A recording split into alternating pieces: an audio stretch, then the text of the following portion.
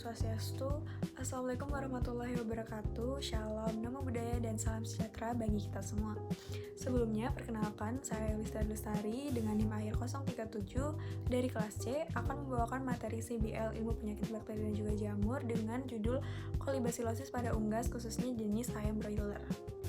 Untuk pembahasan yang pertama itu ada latar belakang penyakit. Nah, kolibasilosis ini merupakan infeksi akibat bakteri Escherichia coli atau yang biasa kita sebut dengan E. coli. Nah, E. coli ini biasanya hidup normal di saluran pencernaan hewan. Namun, saat kondisi ayam sedang buruk, bakteri ini bisa menjadi patogen apabila tidak ditangani dengan cepat. Untuk penularan sendiri bisa terjadi melalui udara, pencernaan ataupun kontak langsung antara ayam. Selanjutnya di sini kita akan menganalisis anamnesis dari kasus yang sudah kita dapat. Nah, di sini sudah tersedia tabel parameter dan juga keterangannya. Yang pertama, untuk spesiesnya sendiri itu ada spesies ayam broiler atau yang biasa dinamakan dengan Gallus domesticus.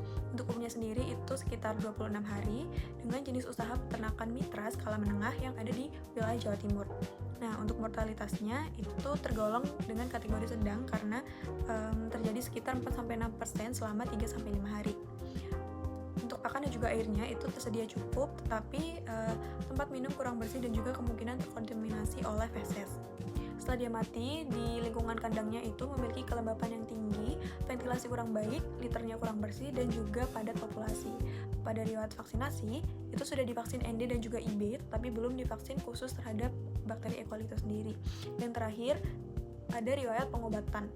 Dan untuk pengobatan ini sudah diberikan antibiotik, namun untuk perbaikannya belum optimal. Nah, setelah dianamnesis, maka langkah selanjutnya adalah pemeriksaan klinis. Dapat dilihat di situ ayamnya tampak lesu dan juga tidak aktif seperti ayam-ayam yang lain.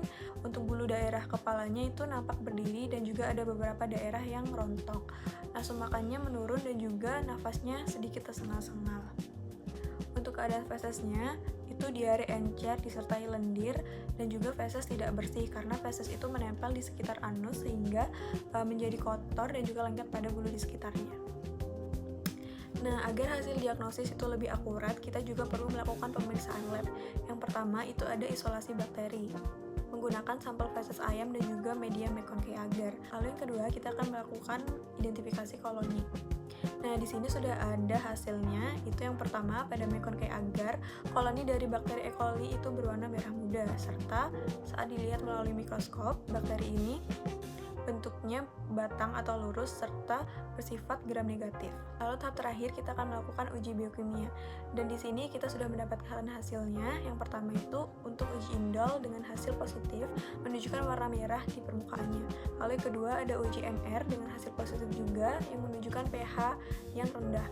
Lalu untuk uji VP dengan hasil negatif itu warnanya tetap. Dan untuk uji SCA dengan hasil negatif juga. Lalu yang terakhir kita juga melakukan uji motilitas dengan hasil positif yang menandakan pertumbuhan bakteri itu menyebar. Nah, setelah melakukan beberapa tahap pengujian, maka didapat diagnosis akhir itu merupakan kolibasilosis. Nah, ada baiknya juga kita untuk mengetahui sistem penyebaran dari penyakit ini. Penyakit ini itu bisa menyebar melalui dua cara. Yang pertama cara horizontal, yang kedua cara vertikal.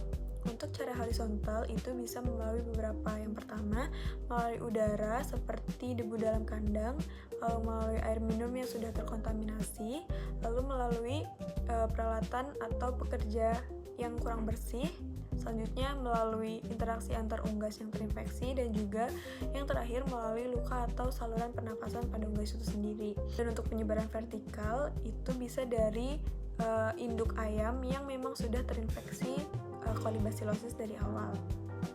Nah, selanjutnya di sini ada 3P. 3P itu sendiri merupakan pengobatan, pencegahan, dan juga pengendalian.